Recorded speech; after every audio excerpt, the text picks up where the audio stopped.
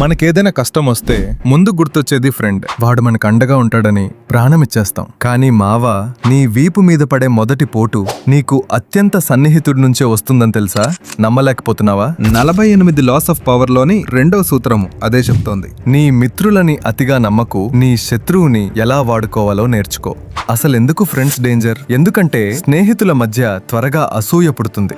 నువ్వు సక్సెస్ అవుతుంటే వాడు పైకి నవ్వుతాడు కానీ లోపల కుళ్ళుకుంటాడు. నిన్న సాయం చేస్తే అది వాడికి ఒక రకమైన అప్పులా అనిపిస్తుంది. ఆ కృతజ్ఞత చూపించలేక నిన్ను తక్కువ చేయటానికి ట్రై చేస్తాడు. అదే ఒక పాత శత్రువుకి నువ్వు ఒక ఛాన్స్ ఇచ్చి చూడు, వాడు తనని తాను నిరూపించుకోవటానికి నీ కోసం ప్రాణాలైనా ఇస్తాడు. ఎందుకంటే వాడికి నమ్మకాన్ని సంపాదించుకోవాలనే కసి ఉంటుంది. సో ఎలా ఉండాలి? నిజం చెప్పాలంటే నీ ఫ్రెండ్ కంటే నీ పాత శత్రువే నీకెక్కువ ఉపయోగపడతాడు. మిత్రులతో జాగ్రత్తగా ఉండు. వాళ్ళకి అన్ని విషయాలు చెప్పేసి నీ లూప్ హోల్స్ వాళ్ళ చేతికివ్వకు. గుర్తుంచుకోమావా, ఇది ఎవరిని అనుమానించమని కాదు, నీ చుట్టూ ఉన్న వాళ్ళ అసలు రంగుని కనిపెట్టమని. దీన్ని ప్రాక్టికల్ గా ఏం చేయాలి? 1. నీ సీక్రెట్స్ అన్ని ఫ్రెండ్స్ కి చెప్పకు. 2. పని విషయంలో పర్సనల్ ఎమోషన్స్ ని కలపకు. 3. నీకు పడని వాడితో కూడా తెలివిగా పని చేయించుకోవడం నేర్చుకో. మరి నీ పక్కనే ఉండి నిన్ను వెన్నుపోటు పొడిచే వాళ్ళని ఎలా గుర్తుపట్టాలో అర్థమైంది కదా? కానీ అసలు గేమ్ ఇక్కడే ఉంది. నీ ప్లాన్స్ ని వాళ్ళకి తెలియకుండా ఎలా దాచాలో తెలుసా?